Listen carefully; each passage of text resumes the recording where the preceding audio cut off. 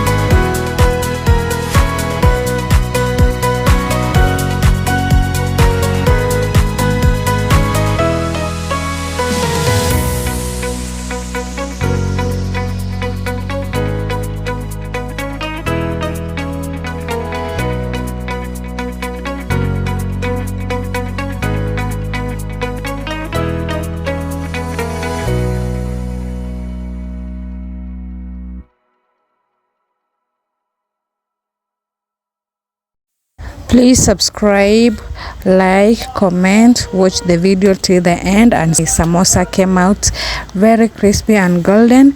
And thank you so much for always watching for my new viewers, subscribe. For my returning subscribers, guys, for your love. Bye.